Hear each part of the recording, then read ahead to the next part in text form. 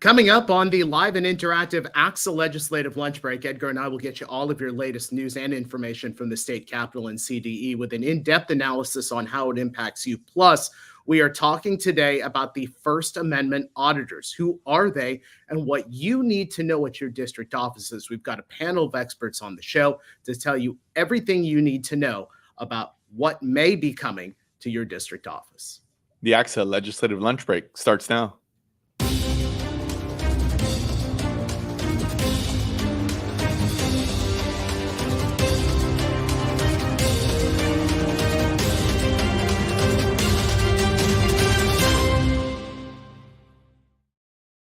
And on a Wednesday, we welcome you to the live and interactive ACSA Legislative Lunch Break, along with Dr. Edgar Zlaswata, ACSA's Executive Director. I'm Naj Alikhan, ACSA's Senior Director of Marketing and Communications. Welcome. We are honored to have you after a couple of weeks off.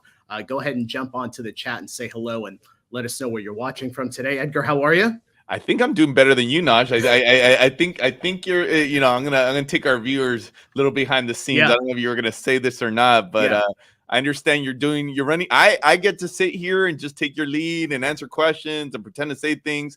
I know you're doing like triple duty right now. You're hosting, which you always do a very nice job there, giving your TV background. But I know you're also manning the technical controls today, right? Because Michael and Gianna are not with us. So maybe the stress level a little higher for Naj today?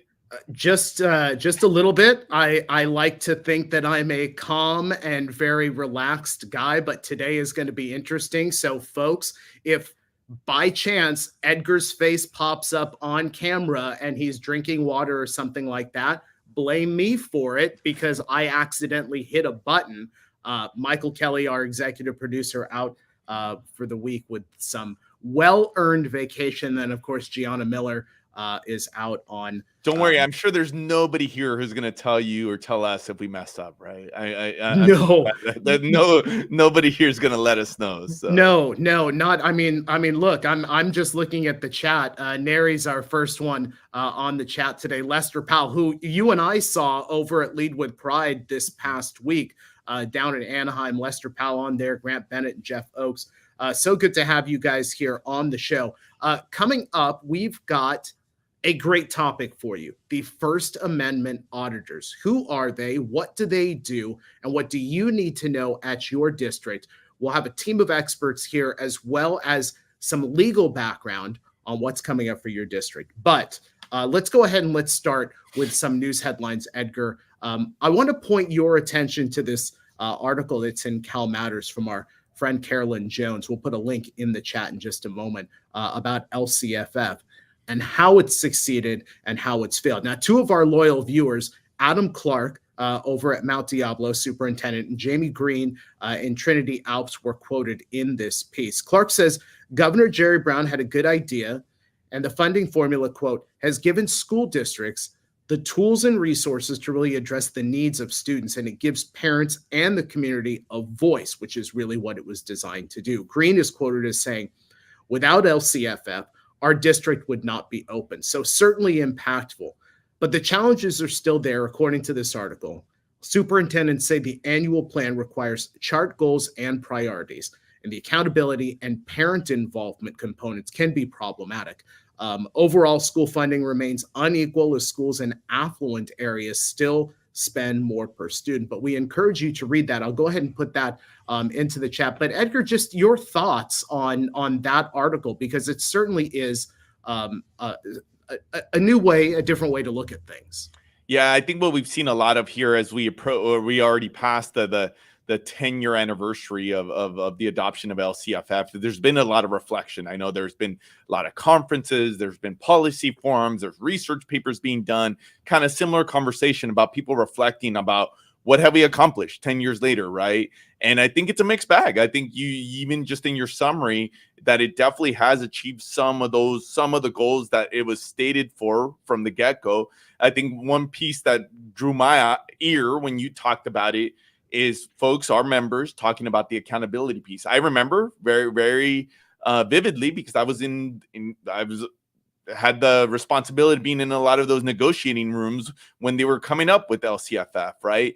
And the one thing that I remember is that we were all focused on the numbers. We were all focused on those charts about how much districts we're going to get. The one thing that actually didn't get as much attention, frankly, at the time was the accountability piece. Yes, there was the LCAP and people were trying to make sense of that, but that's not where all of the focus was. All the focus was who's going to get what money. You know, there was conversation about winners and losers.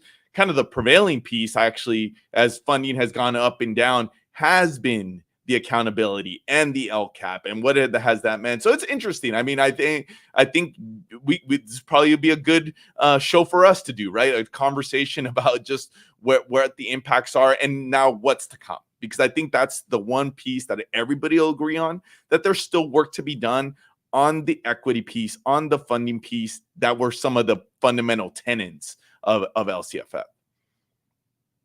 Oh, lost your audio, Naj. It's only the first time. See, come on. It's the first mistake here. It's strike one. It's the strike one. Yes. Hopefully we won't get to strike two on this. Our poor guests are probably sitting in the background going, God, Naj, it's like amateur hour over there with the guy who's hosting this, who's co-hosting this show. Let me take you over to Orange Unified, because there's one story that we wanted to point out to you. In September, members of the Orange Unified School Board voted 4-0 to enact a parental notification policy where parents must be notified when a student chooses to identify as a gender other than what is listed on their birth certificate or other official records. We've talked about this type of thing for a while now. The board president at the time calling the policy a moral obligation. Well, here's why your vote matters. Your vote is your choice. Now the board president and another board member who pushed the policy have been recalled by voters, both losing their elections by about 7 points, according to the LA Times, Edgar. So certainly that's one spot, right? We know this parental notification policy was put in several districts, but at least in this case, in Orange Unified, the voters pushed back and certainly have voiced their opinion about what they think when it comes to this policy. Yeah, really interesting dynamics down in Orange County. I mean, we've been talking about that district and that situation going back to last year. I know it actually prompted some legislation that we were the sponsors of about some fundamental protections for our members, namely for superintendents. I know the former superintendent there, Gun Marie, who went to neighboring districts. She's been able to navigate that whole train. So it spawned so much on the political front, on the on now the policy front. So just interesting how this has played out now on the local front, where as a reaction to some of those early actions, the voters has had their say. So I think that if nothing else, it's kind of an indication of what could happen in communities where, you know, voters may not be in line with some of the actions with the respective policymakers, in this instance, their board members. So given that this has been a big conversation, I think the big takeaway for me is let's see what happens around the state here moving forward. Yeah, absolutely. Absolutely. So that news story coming out of Orange Unified. Okay, let's bring up our topic today, the First Amendment Auditors. Some school districts have already had their challenges with the First Amendment Auditors. Some districts have not, but I do know our legal scholars out there will say if your district hasn't been visited by the First Amendment Auditors, they are certainly coming. So let's go ahead and bring in our panel today. We've got Dr. Julie Parks, Superintendent of Moraga School District, Jaden Baird, Executive Director of Communications and Community Engagement, Fairfield Sassoon Unified School District, and Harold Freeman, partner at Lozano Smith. All three of them joining us here on the ACSA Legislative Lunch Break. So good to have you guys with us. I'm going to go ahead and make an attempt here, Edgar, to bring everybody up. See, now I haven't been. Okay, there's Julie. Okay, we see Julie now. Okay, now I'm going to try this. All right, let's see if we can get. No, that's still Julie. All right, there we go. Sorry, Edgar, you're small boxed right now. You're just gonna have to deal with that. I'll live with it. I'll live with it, Nash. I figured you'd be okay. Julie, Jaden, Harold, so good to have you guys here on the show. Julie and Jaden, let's start with you. Before the First Amendment auditors show up at the school district office, how much did you know about them and what happened when they arrived? Julie, we'll have you start. All right. Well, thank you very much for having me.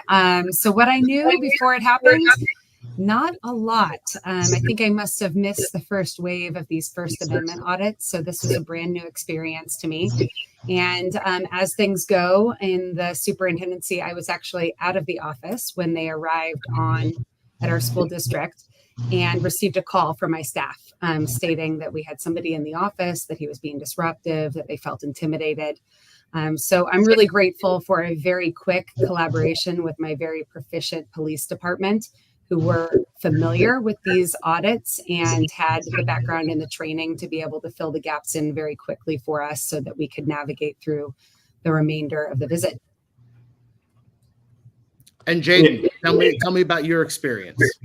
Absolutely. So, I mean, thankfully, our superintendent at the time received a text message from a neighboring district who had just undergone one of these audits. And he said, hey, we had this, it didn't go so well, but here's a document that kind of tells you what these people are and what they're looking for. But at that time, we were in this huge all-day meeting, and our executive cabinet didn't have a chance to read through all of it. But thankfully, I skimmed through it while we were in that meeting, because 24 hours after that, we then had our First Amendment auditor. And I wasn't there on the front line when he came in, and he was walking around doing what he does, and started to get into an interaction with one of our employees, and I just happened to come down at that point and then gauge what was going on from there. Let me go ahead and bring up some video just so everybody knows exactly what we're talking about. I'll show this. So this is what the First Amendment auditors, this is at least just what it looks like in one point.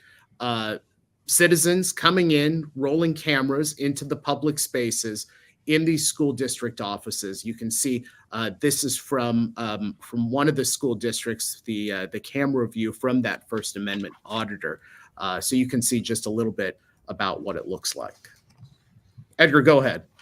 Yeah, Julie, Jaden, I'll start with Jaden. I know one of the goals, I know for some of our viewers, they may be very familiar. Actually, the topic is probably why they tuned in. For some of the folks, they're like, they maybe vaguely understand what we're talking about here in terms of First Amendment auditors and what that has actually meant. We know one of the goals is to get these individuals or these groups, in some cases, to get their views on video. But maybe you could take us a little bit behind the scenes, whether it be personal or what your folks in your district actually experienced. What actually happened while they were there and when these folks came in? Yeah, so I mean, our video went pretty viral pretty quickly. The guy who posted the video had 300 and something thousand subscribers. And so, yeah, their goal is to come in and see who they can entice to give them a bad interaction or to break their First Amendment rights in public spaces. And so he came in and was asking questions, and people usually in an office setting are not used to individuals coming in with phones and cameras in their face. And so people are used to saying, you don't have my permission to record. Please identify who you are. And if you're not, please leave the building. And so that was the main interaction that he had with one of our employees. And so then that employee decided to follow him around the building to ensure pretty much the safety of everyone, not knowing what his intentions were at the time. And so he was using that following and that interaction to say, this lady is, encroaching on my First Amendment right. This is a public space. We're allowed to be here and to record, and, they are not allowing me to do that. And so when he left, a lot of people think about the First Amendment audits and think, that's a scary part, and it is.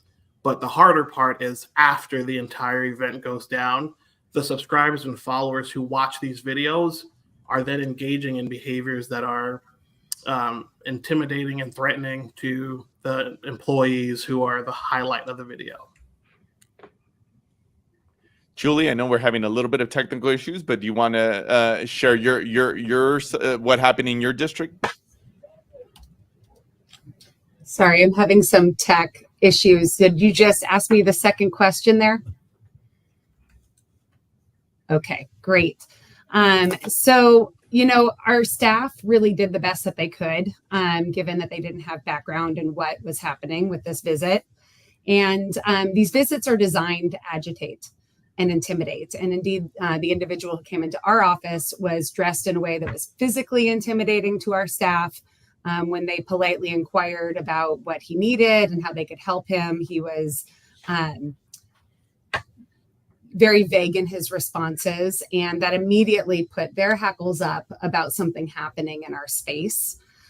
This was also a really quiet summer day. And just to give you an idea of our district office, we're incredibly small. We probably had 5 people in the office total on that day. We have a screen door in the front of our office. That's how small that we are. So our staff felt really vulnerable. And when I received the call that there was somebody in the office and they felt intimidated, I did advise them to call the police, not knowing what was happening at that time. And I just really want to emphasize that I think for our staff, it's always important that they know that if there is a threat or a perceived threat, calling your local police department is always their right. And that doesn't violate the rights of the First Amendment Auditor to call for support if we're not sure exactly what to do. In this case, we were really lucky because our police department was prepared to respond appropriately, and they have been trained in these First Amendment audits. So the situation was able to de-escalate, and we were able to navigate our way through the end of the visit. We feel really grateful for that. So again, I would just emphasize they're designed to agitate, they're designed to elicit a response from staff. And now we have like a new motto in our office, which is, we're not interested in being anyone's free entertainment. So what we're really working on is how do we keep ourselves centered when these things happen and make sure that we're not responding in a way that elicits a strong reaction from somebody coming into our space. And just so all of you know, we are joined today by Dr. Julie Park, Superintendent from Moraga School District. Jaden Baird is the Executive Director of Communications and Community Engagement at Fairfield Sassoon Unified School District. And Harold Freeman is partner over at Lozano Smith. Just want to answer one question that's on the chat. This coming in from Will Dennett. He asked, will this segment be saved for later viewing? Yes, as soon as we're done with our live broadcast, you can see this on YouTube. And of course, if you guys have any questions for our panel, go ahead and drop those into the chat. Let me bring in Harold here. Harold,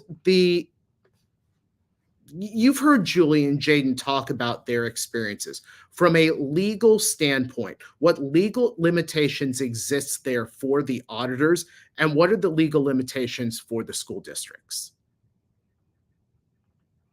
I know that there have also been comments today in the comment box about, is it just the same person or two? When we're talking about First Amendment auditors, we're talking about a lot of different people. There's a few folks that are repeat offenders that show up a lot, but sometimes they say that they are auditing the First Amendment. They're checking whether you are allowing people onto public property, which they claim is an automatic right under the Constitution. Sometimes it's an angry parent. So it can be a number of different kinds of people, but as far as the legal standards are concerned, the important thing to understand is that there's not an unfettered right for these First Amendment auditors to come onto your district property, to go into a district office if it's causing disruption, or if it's an area that is designated as not being a public area. And just really briefly, I want to share one quote, because what they'll tell you is the U.S. Constitution guarantees my right to be here. And there's a very short quote from the United States Supreme Court. Nothing in the Constitution requires the government freely to grant access to all who wish to exercise their right to free speech on every type of government property without regard to the nature of the property or to the disruption that might be caused by the speaker's activities. So this is not an absolute right. The challenge we have when you talk about where does the right start and stop in California is that there's a host of different California laws on this. And Dr. Park spoke about the fact that she had a helpful police department. We've also dealt with a number of communities where the police department wanted nothing to do with this. And it's important that we are able to point them to the fact that there are laws directly on point. I was going to mention a couple of those. Most of the laws on access that we look to are found in the Penal Code in California. When I say the Penal Code, that is the criminal laws in California. So we're really asking, are they committing a crime when they come onto your property? And there are code sections that say that if somebody comes onto an area of your district property, into a district office, for example, a maintenance yard, etc., and they're causing an actual disruption, they're stopping you from conducting your work, that you can ask them to leave. And if they don't leave, that you can, in fact, have the police come and potentially remove them. There's also the California law on trespassing that basically says if there's an area not designated as public, that if somebody comes on and they refuses to leave, again, they can be removed. But the trick to all of that, and that's a very brief summary of much more extensive laws, the trick to all of that is, have you designated what areas in your district office are or are not public? Because we've dealt with police departments that come on and say, well, we don't know what part of your district office is the lobby. We don't know what part is available to the public. We don't know where it starts and stops.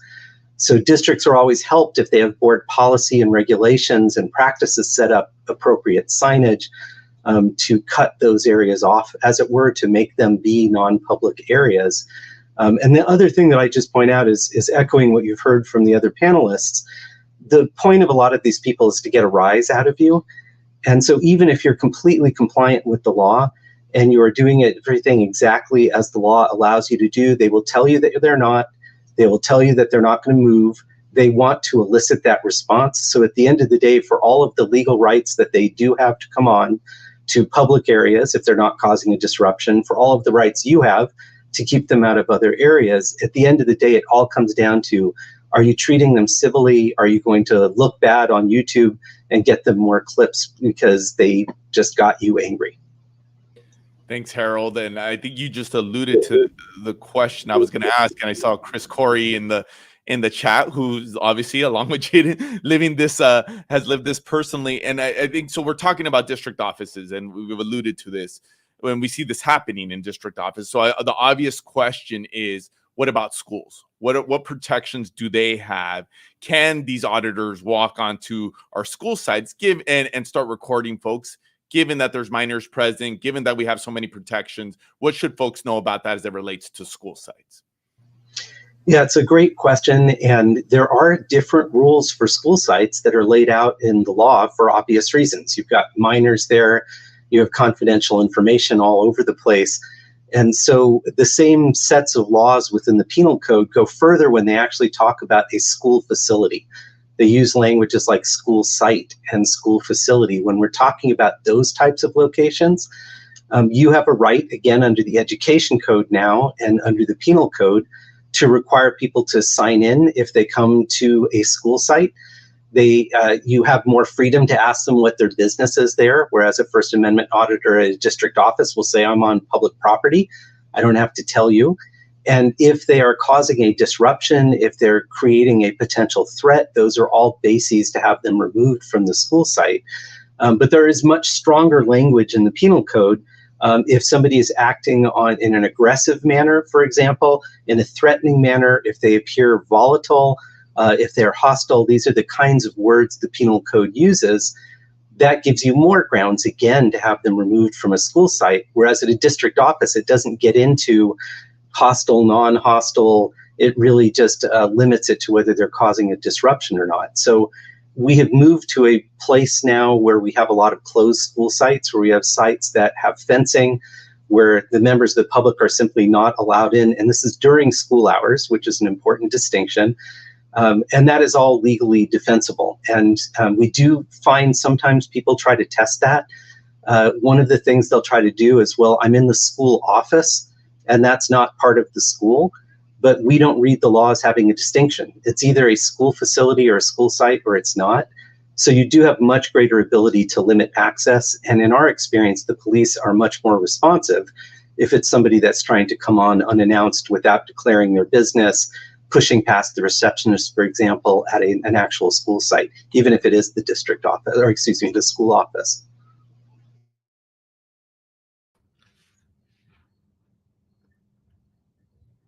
Give me a second here. There we go. All right, Dr. Parks. One of the challenges for district offices, including your district office, is the pushback from auditors from the facilities standpoint. I think when I heard you speak about this previously, you said, look, district office, they just walk right in the front door and they have a little bit of access that in other places don't.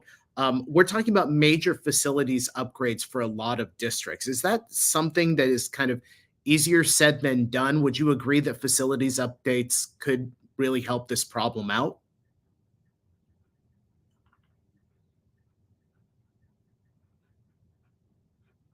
a challenge when you're navigating these audits, particularly in small district offices like ours that don't have a lot of capacity for rearranging and changing. So small things that really help a lot: signage, a lot of different signs around really being clear about where the public and private spaces of the office are. So that was a first change that we made. And then delineating those spaces in whatever way we can with markings so that it's very visual and very clear for staff to point out to anybody walking into the space on how to navigate that. And another upgrade that we made that was a small one is putting a camera in our front office. We did not previously have one there. And we believe that that adds another layer for our staff of protection. Our staff felt very vulnerable being videotaped by somebody. And so having our own footage of the event helped them feel a lot more supported and protected in the space.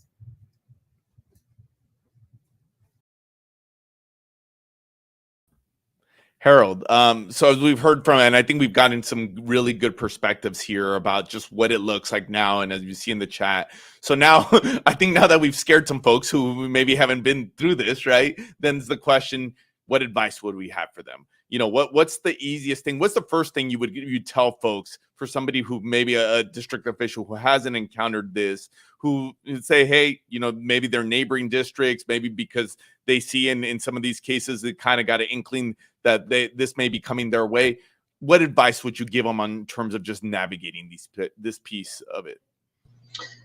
Sure. Well, the two main points that I would make, both of which have to do with the fact that most of the districts that call me when these incidents happen, they're totally unprepared. They didn't know it was coming. They have nothing in place. So the two things that we always point to, one of them is training, is actually training the support staff that's at your district office, at these other locations, at school offices. What do you do when the person shows up? Who do you call? Do you have a protocol? And related to that, you know, a lot of school districts are great about having active school shooter drills, for example, at school sites, and putting up fencing and closing off non-public areas, yet we leave the district offices fairly exposed. And so having a plan, what does that person do at the front desk when the First Amendment auditor is trying to push back past them? What are their options? Who do they call? Do they call the police immediately? What action can they take? And I think that having district employees being versed in that and actually having a plan like a fire drill can really help calm the moment and also helps avoid the confrontations that these people are actually trying to make. And then the second thing I'd say, and you heard it in part already, signage is incredibly important. And the reason that signage is important is it expressly says what areas are public and what are non-public. And we've worked with multiple police departments who show up at the district office when they're called, and they say, well, we can't remove this person because we don't know what's public and not public here. And we often recommend that along with the signage, you also consider updating your district board policies and administrative regulations to specifically authorize, for example, the superintendent to have the authority to decide what is going to be a public area and not public, what the signage is going to say, where it's going to be placed. And I would point people to, there's board policy 1250 that most school districts have that primarily talks about visitors onto school grounds. And beefing up that policy to also address district offices, other school district property is definitely a good idea. It's interesting, you showed video earlier that happened to be from one of our clients, Dublin Unified School District. And we worked closely with the district after the incident that they had to put policy in effect to essentially, and there it is, to essentially beef up policy and AR 1250 to address situations like this. And so that's a good one. You can go, it's public online to the Dublin Unified School District board policies. Another district we worked with after one of these incidents was Los Gatos Saratoga Union High School District. Both of them updated their BPs and their ARs board policy and AR 1250 to help deal with these kinds of situations. I know there was a question about what do you say on that sign? And the key part of it is to alert people at what point do they need to be escorted or signed in to go past the public area. And there's lots of different language you can use to do it. We've worked with some school districts that put up very simple signage. We worked with other districts that have very technical signage that cites to these penal code sections and indicates that going past those points could be a crime, and that the police may be called. So it's finding what fits for your district. But all of this, really fits into this having an action plan. Don't wait for it to come to you. And even if it's come to you before, there's turnover in staff over time. Really educate people as they arrive in these positions about what you've done. Again, I liken it to having a plan, an escape plan for a fire drill, down even to knowing what doors lock and don't lock, where can you go if there's a safety issue that's involved. I will note in the Dublin example that you were showing the footage of, the First Amendment Auditor was actually walking into people's individual offices that had doors closed and filming what was on their desk, which clearly starts to get into confidential personnel matters. It gets into FERPA protected student information. That's really important stuff. And really the district did not know, what can we do? At what point can we say no?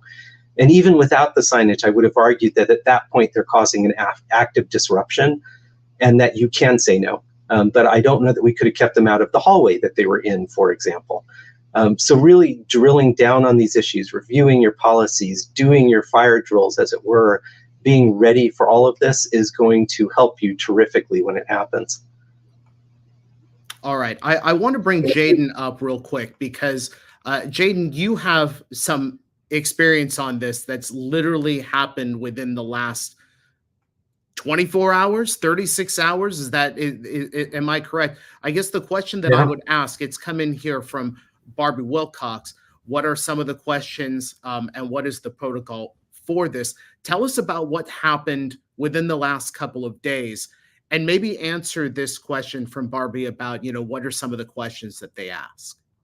Absolutely. And there was a comment that mentioned there are multiple people and one that's more recent who's been a bit more aggressive. And I think that's the person with whom we're dealing now.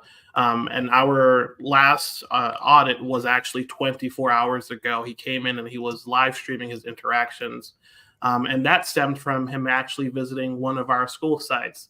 And the reason why he came to our school site and was on campus was because it for him and for most of the general public didn't seem to fall under the protection of a school site because it was our adult school. And so the assumption is school sites are protected because you have minors on campus. And so he thought, well, the adult school was a safe space to come and conduct his audit.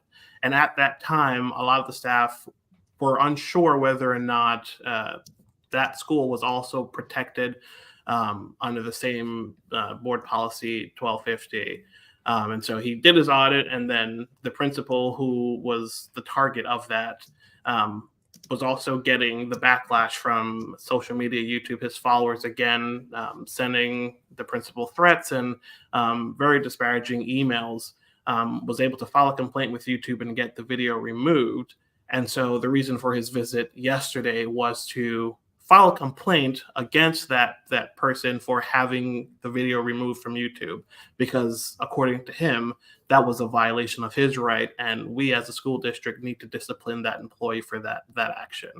And so the questions were, who can I talk to about this complaint? What are you going to do to make sure that she doesn't violate my First Amendment right again? And then when we run him through the complaint process to go online, fill out a form, or we'll take the complaint for you and then get to the appropriate supervisor to then investigate that report, he continued to walk throughout the department and just asking the same questions and trying to make it increasingly more difficult for staff. But for all of what's going on, so now our thumbnail is up there and he's trying to get likes and subscribers on his channel. They're only doing this for money. The best thing we can say to do in our experience really is to ensure that your staff is educated on First Amendment audits. We tell our staff, listen, treat them as if they're a lost child coming in. Just be helpful. If you are uncomfortable being on camera, you as a private citizen have every right to excuse yourself to go to the restroom. If they're, starting to interact with you, If you can plan beforehand to know that someone would be okay in interacting in that situation, do a warm handoff and say, I must excuse myself, and then remove yourself. Also, to echo Harold's point, making sure those spaces or those non-public spaces are clearly marked. And that also speaks to locations that the public typically wouldn't go. So, your transportation yard, any fleets that you have, your maintenance yard, et cetera, you want to make sure that you have signage out front that could be as simple as, no unauthorized persons beyond this point, to ensure that they're not coming and encroaching on that. And then the last thing I'd say is making sure that everyone in your building understands your public records request procedures. Where do people go to fill that out? And if someone comes in and wants to submit a public records request, can they leave it with you? It should be yes, and then you internally get it to the department you need to get it fulfilled. Naj, I don't know about you, but I think I'm going to give Julie Parks a legislative lunch break MVP award, because she's been having some audio issues and still has been able to do this interview. So just the fact that she's been stuck with us, I appreciate that. Julie, just in closing, you heard from Jaden as being just what advice would you give your fellow leaders, your fellow colleagues as they've been navigating this, given that you have experience in this unfortunate arena here? Okay, sorry about that, folks. I'm having trouble hearing, and the YouTube is on a little bit of a delay, so I apologize for the pause. So advice, I think the first thing is learn all that you can. So just coming here today and hearing some of these stories can hopefully help you avoid having a similar situation in your school district. The other piece of advice is to collaborate.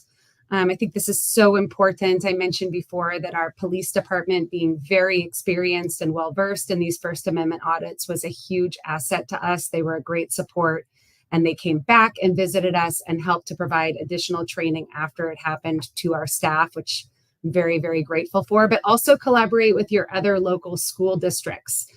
Usually when these folks come out, they're making the rounds, they're going to a few different stops. And so having a bit of a phone chain to be able to compare with each other is really helpful, and knowing if you might be on the list that day so that you can be prepared when somebody comes into your office. And the last thing is training and support for your staff. And I really want to emphasize both. We were late on the training, and there was a lot of extra support that needed to happen on the back end, because this was a really scary and traumatizing experience for our staff. And our staff work hard. They come into the office every day with valiant efforts to support our kids. And this First Amendment audit didn't feel that way to them. And so making sure that you have systems in place to onboard and train any new staff so that they're prepared, and that you have systems in place to be able to support your staff to continue to navigate these challenging situations and show them appreciation for what they do. You're on mute, Naj. You're muted, Naj. Okay, strike two. I will thank everybody who is on here, who has joined us today to be part of our panel. So let me go in order here. Dr. Julie Parks, Superintendent, Moraga School District. Jaden Baird, Executive Director of Communications and Community Engagement, Fairfield Sassoon Unified School District, and Harold Freeman, partner at Lozano Smith. All three of you, thank you so much for joining us today. We look forward to having you next time. All right, Edgar. Whew. And I'm not even going to attempt to switch us in spots here. We're just going to go with how we look. I know I'm Edgar. I didn't forget I'm not. I don't think I'm not just because I'm on the left side there. So I'm good. All right, let me go ahead and throw out some promos here for you folks. If you like what you've seen on the ACSA Legislative Lunch Break, go ahead and subscribe to us on YouTube. Like us on Facebook. We'll go ahead and send you instant alerts when we're about to come on with breaking news. And of course, you will get a reminder of when we're about to have our normal Wednesday broadcast that comes on the air beginning at 1 o'clock, live and interactive here on ACSA Facebook and ACSA YouTube. Edgar, let me just ask you, just to wrap it up. I mean, our school leaders, our school district offices, there's so much going on there, no matter what the size of the district is. But this is just one additional challenge that they have to face. Our three panelists here talked so much about what's the experience like. What are things that you can do, the small things, the big things that you can do? What do you take away from just listening to some of those stories? Yeah, I mean, and then again, our intent today of bringing up this topic was not because to scare folks or like, hey, you got to prepare. But I think like Julie said it herself, right? Like this, for the folks that have undergone this, like they didn't know it was coming, or they may have known. But I think just preparing folks that this is a new amongst all the hundreds of things that our leaders now have to deal with, that this is yet another one. And I think preparation is in all things, just to have this, like in this case, if it's not these groups and individuals, it'll be yet another issue. So I think just thinking through contingencies, I think was the biggest takeaway for me. And I think learning from fellow leaders and from fellow colleagues. So just appreciate all of the panelists sharing their experience there. Yeah, certainly was interesting to hear those stories. Folks, thank you so much for joining us here on the ACSA Legislative Lunch Break. Remember, we are live and interactive Wednesdays here on ACSA Facebook and ACSA YouTube. Have a great rest of the day and rest of the week, and we'll see you next time.